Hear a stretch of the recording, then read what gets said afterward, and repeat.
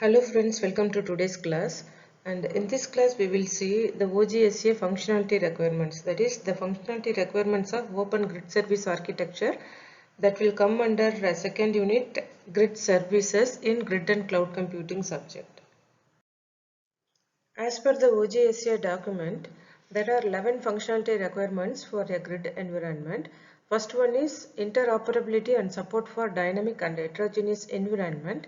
And second one is resource sharing across organization, optimization, quality of service assurance, job execution, data services, security, administrative cost reduction, scalability, availability, ease of use and extendability. Sometimes they may ask only these functionality requirements in 2-mark question. In such situation, you have to write only these things and you will get 2 marks. And let us see all these things in detail. First one is interoperability and support for dynamic and heterogeneous environment.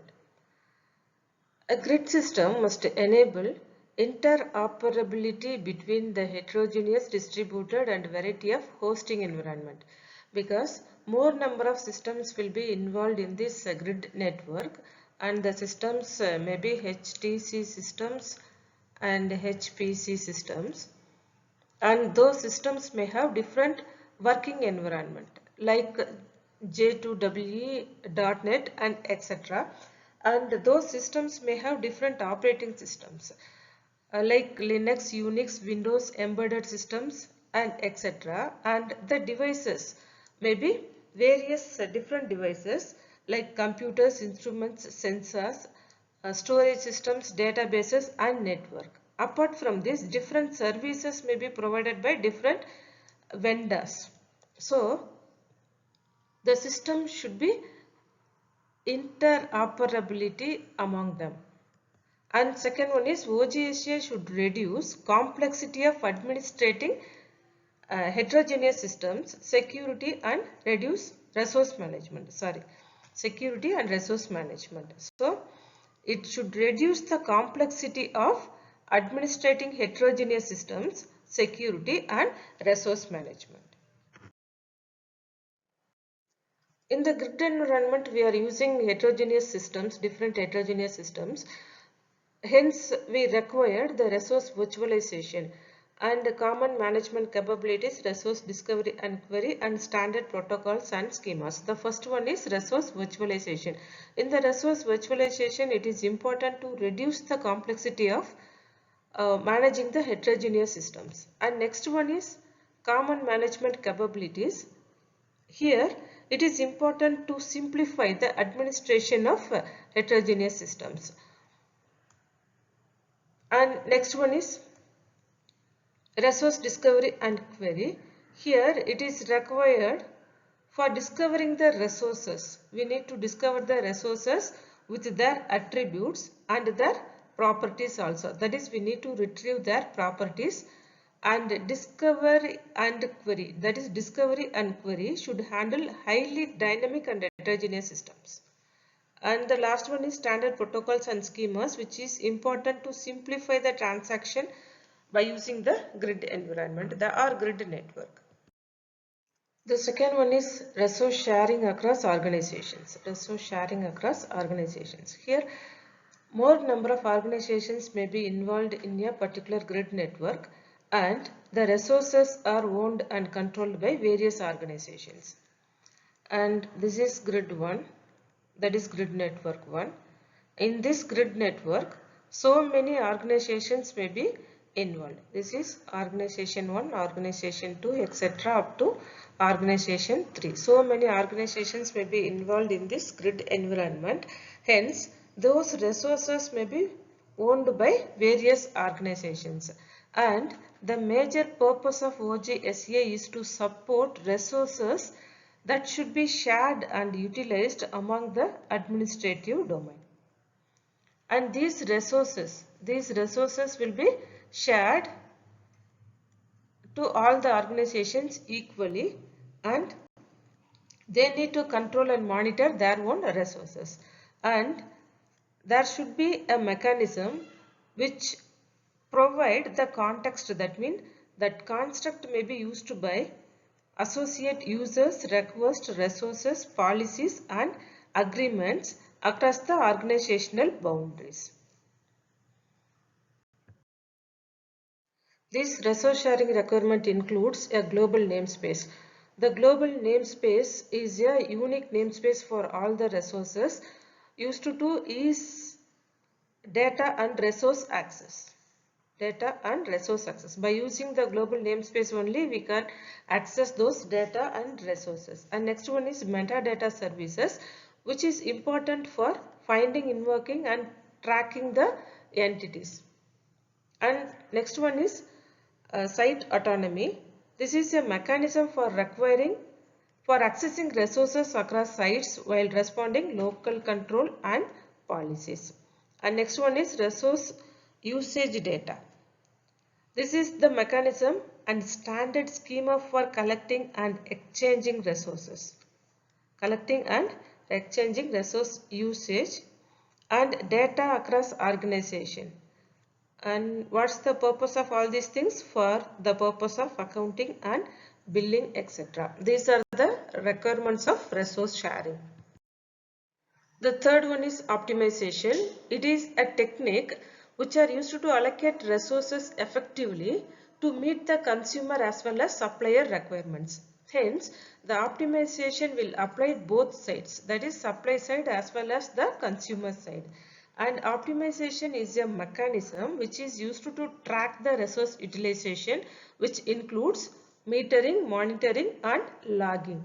For changing resource allocation and for providing resource on demand, which are the foundation of demand side optimization. And the next one is quality of service assurance. This is very important requirement in the grid environment. That means the services, that may be the job execution service or data service, whatever it may be, that must provide the agreed upon the quality service. We have to provide only the quality service to our consumers. And in this quality of service dimensions, which include availability, security and performance. And other requirements of this quality of services are service level agreement, service level attainment, migration. And first one is service level agreement. This is an agreement between the service provider as well as the service consumer.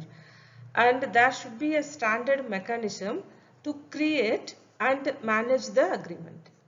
And this is called a service level agreement, which is otherwise called as SLA, service level agreement. And next one is service level attainment, which is the service level, that means the resources used by the services should be adjusted so that it gives the quality of service. And here there is a mechanism for monitoring the service quality, estimating resource utilization, planning for and adjusting resource usage are required. And the last one is migration.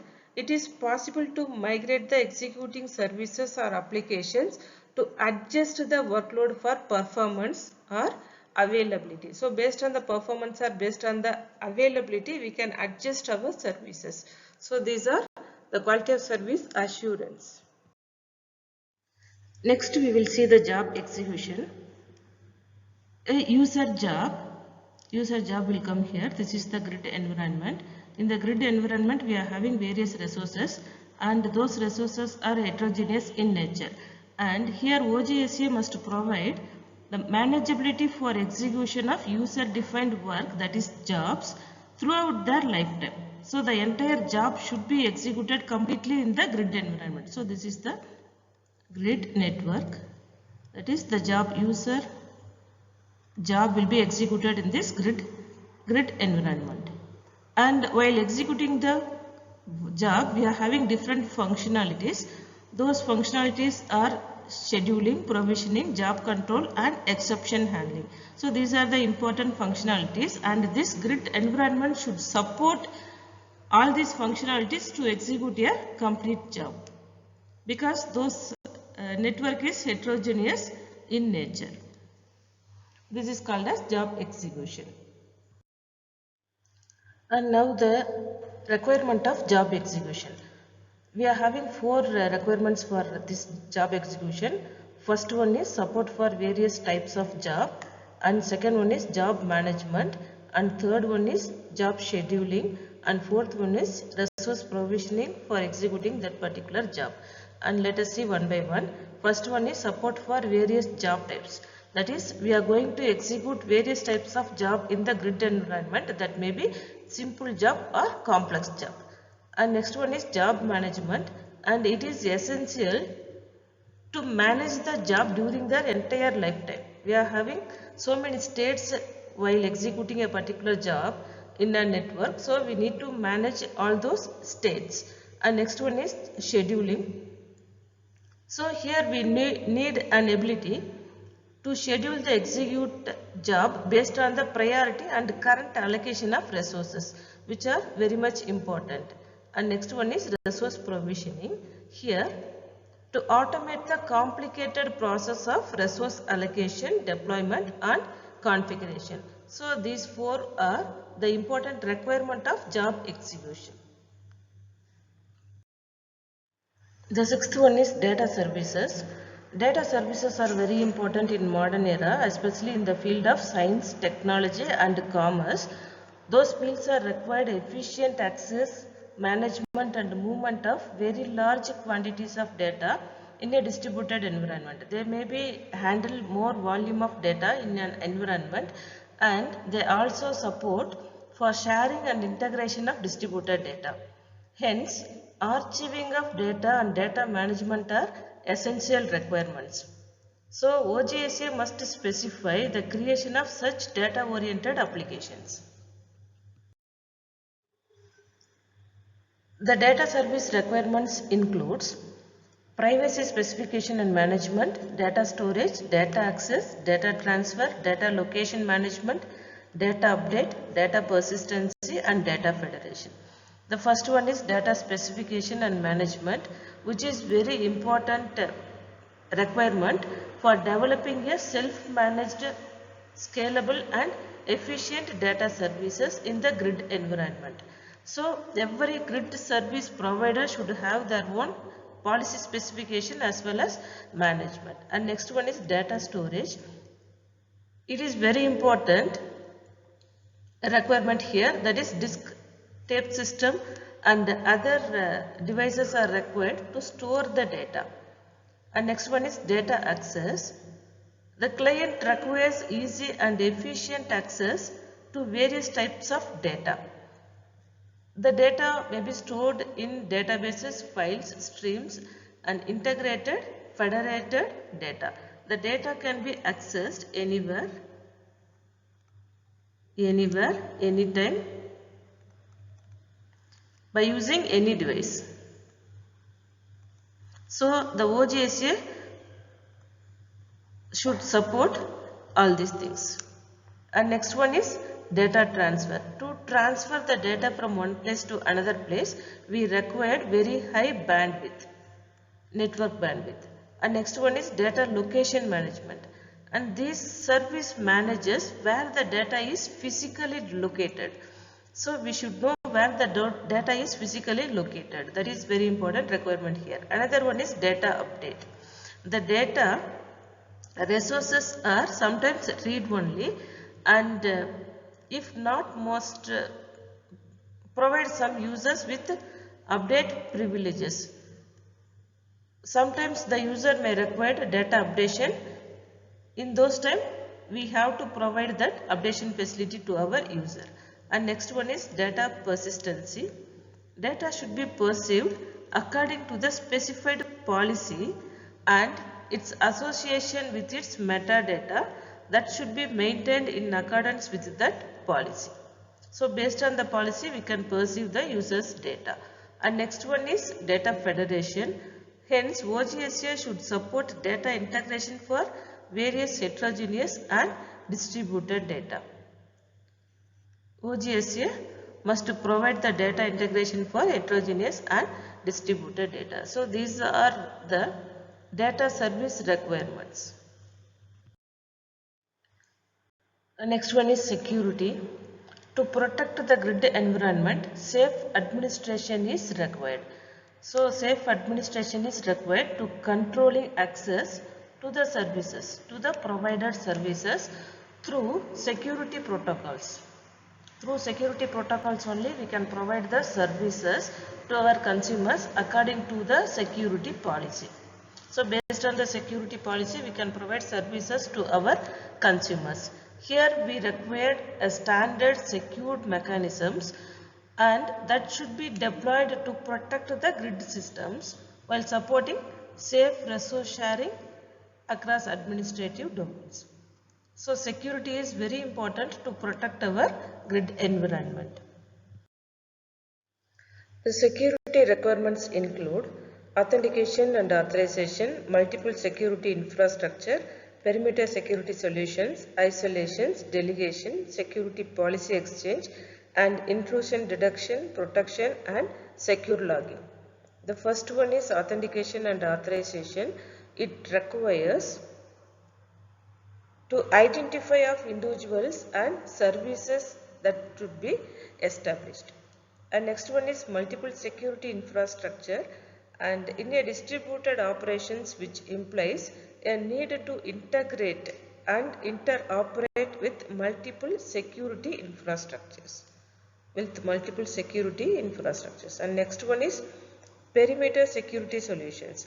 Here resources may have to be accessed across different organizational boundaries. Hence, OGSA requires a standard and secure mechanism that can be deployed to protect our organizations, that is to protect our resources in organizations. And next one is isolation.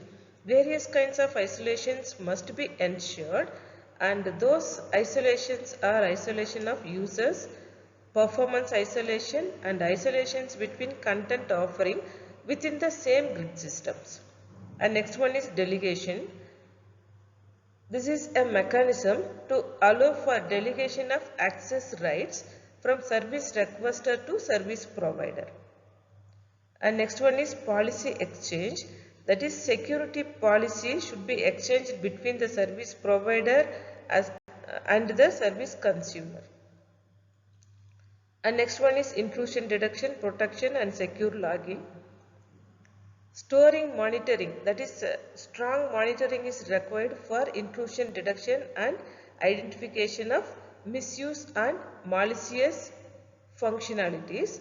Otherwise, our grid environment will affect from virus and worm attacks. So, these are the important security requirements.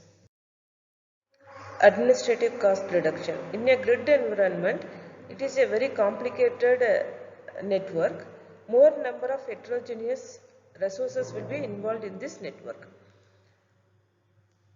So, the complexity of administrating large-scale distributed network, which are heterogeneous systems included, which increase the administration